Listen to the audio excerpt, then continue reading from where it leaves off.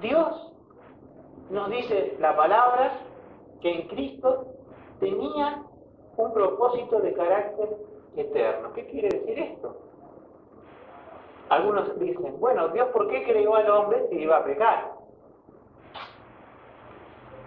Consultaban en la página de internet esta semana, ¿por qué Dios, creó al diablo, lo puso ahí si sabía que él iba a traicionar y se iba a rebelar? ¿Es que acaso Dios no sabe todas esas cosas que iban a pasar, que el hombre se iba a rebelar contra él? Sí, Dios lo sabía. Pero por eso tenía un propósito eterno de carácter salvador. Por eso Cristo, desde la eternidad, dijo, yo voy a salvar al hombre.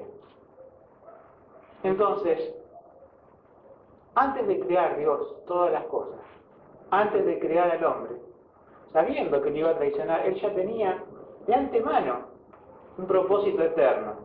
¿Por qué lo creó? Porque Dios es soberano y todo lo que Él desea hacer, lo va a hacer.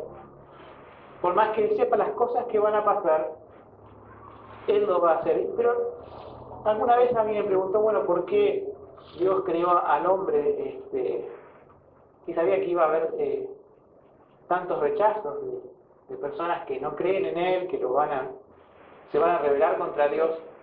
Es que Dios, como tenemos siempre el cartel aquí en la iglesia, dice, Dios es amor. ¿Cuál es el propósito creador? Siempre el propósito de Dios al crear fue el amor a todas aquellas almas que Él ya conocía desde la eternidad, por las cuales murió y se entregó. También Dios ama al pecador, a pesar que lo rechace, a pesar que se rebele contra Él, a pesar que diga, no existe Dios o no hay Dios, Dios es amor y lo ama. Pero en ese propósito eterno, Dios sabía ya de antemano quiénes iban a girar en ese propósito, quiénes iban a formar parte de su propósito. ¿Cuál es el propósito de Dios? Lo vemos resumido en un versículo muy conocido de la Biblia, Juan 3:16. De tal manera Dios amó al mundo que en su propósito envió a su Hijo Jesucristo. Y el propósito de Dios es que todo aquel que en Él crea se salve, tenga vida eterna. El propósito de Dios también, como nos dice otro versículo, Él no quiere que ninguno se pierda, sino que todos los hombres vayan al arrepentimiento. El propósito de Dios, podemos decir cuál es, resumidamente. Es el propósito eterno respecto a este mundo, respecto al hombre. Es la salvación. Es su obra en la cruz, sin la cual ninguno pudiera formar parte de ese propósito. El propósito de Dios está en que ella sabía que su Hijo Jesús iba a encarnar, iba a venir a este mundo, iba un día a dar su vida en la cruz, iba también a resucitar, iba a ser glorificado. Entonces, si el propósito de Cristo lo deja muy bien especificado para la iglesia, ¿cuál es el propósito? Ir por todo el mundo y predicar el Evangelio a toda criatura. Eso quiere decir que el propósito que cumplió Él en la cruz ahora tiene que ser asumido y cumplido por la iglesia. Entonces nos preguntamos, ¿cuál es el propósito de cada creyente? Entonces, en primera medida podemos decir, no está tanto en decir, ¿yo qué puedo hacer para Dios? Sino en rendirme a Dios y decir, el propósito de Cristo es salvar.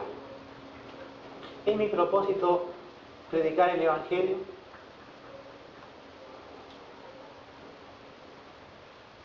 Hoy me habló una persona por teléfono, creyente, comentándome algunas penurias de su iglesia, y que yo le decía, mire, Hermano, he visto muchas iglesias donde han perdido el propósito, donde se han preocupado más por los cargos, se han preocupado más por a ver quién tomaba tal o cual actividad, y todo era una fila uno detrás de otro a ver quién ocupaba determinados cargos. Lo cierto es que eso, ¿saben qué? Es un propósito humano. Es el mismo propósito que tenían los apóstoles antes que Jesucristo pudiera cambiar su corazón. ¿Saben qué discutían los apóstoles antes que Jesús vaya a la cruz? ¿Quién iba a ser mayor? O sea, ¿quién se iba a poner primero y los demás detrás? El propósito a veces en las iglesias se torna así. Sabemos que hay un mundo afuera que se pierde sin Cristo. Y vamos, algunos creyentes van y le proponen, mira, vení a la iglesia, tenemos actividad de esto, actividad de otro, tenemos deportes, hacemos salidas, tomamos mate, tenemos reunión de hombres, comemos un asado tal día. A veces la lista es así de las iglesias, de la actividad social. Está bien la actividad social. O sea, no, sino la iglesia simplemente va a tener un culto y nada más. La actividad social está muy bien. Pero a veces se toma eso como, podemos decir, algo exagerado. Uno se pregunta desde afuera, ¿cuál es el propósito? A veces con las técnicas o medios de evangelización, mucho ruido, pero ¿cuál es el propósito? ¿Salvar un alma? ¿Se salva?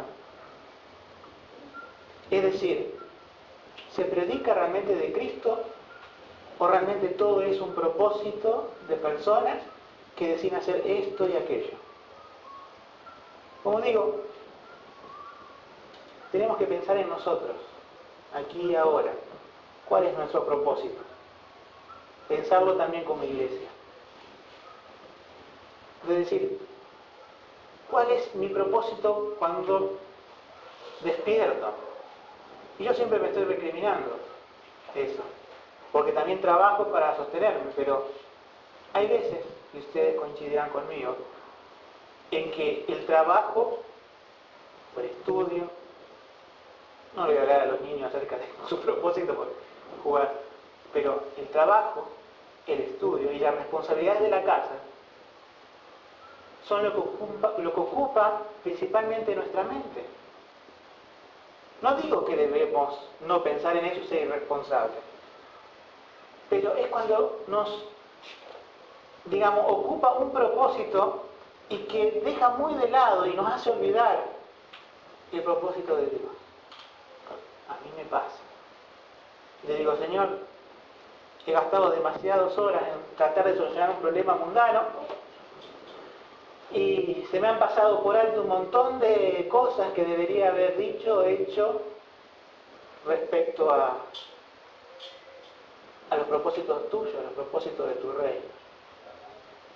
A veces llegamos un día cansados de trabajo y seguimos pensando en el trabajo.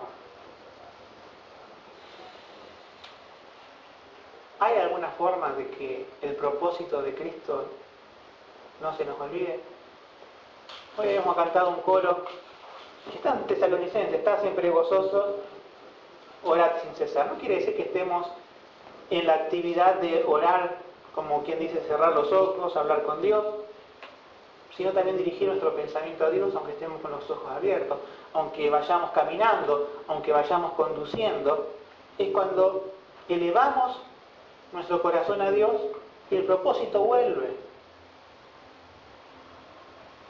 Cuando estoy parado en la esquina de un semáforo y una persona me pide, a veces pienso, no le doy, le doy. ¿Y cuál es el propósito? Decirle algo del Señor, porque sea un Dios te bendiga. A veces pensamos que los grandes propósitos son los que debemos tener